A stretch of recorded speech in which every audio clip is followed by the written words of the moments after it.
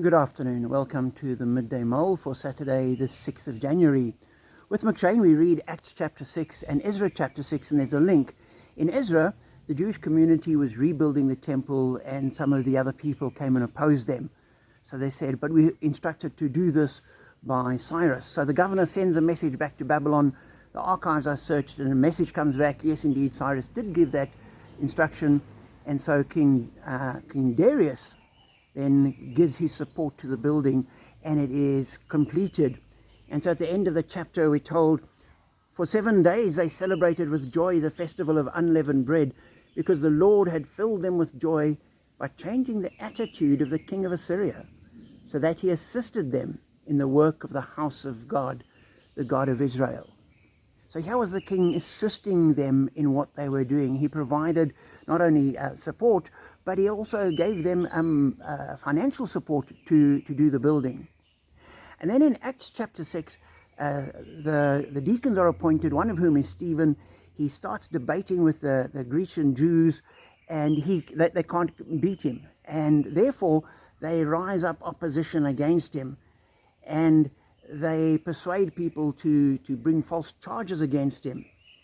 And so they arrest Stephen, and they drag him before the Sanhedrin. And we're told they produced false witnesses who testified, this fellow never stops speaking against the holy place and against the law.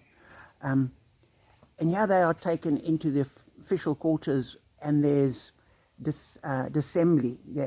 They're lying and manipulating.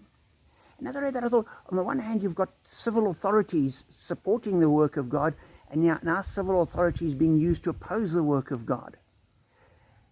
And civil authority is not good or bad in and of itself.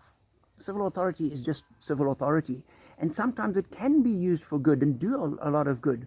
Sometimes it can be exploited and manipulated and used for evil. And so as Christians, we've got to be praying for our civil leaders, saying, may they be like Darius, who supported the work of God. He didn't get converted. He didn't become Jewish. He didn't start worshipping God, but he supported the work of God.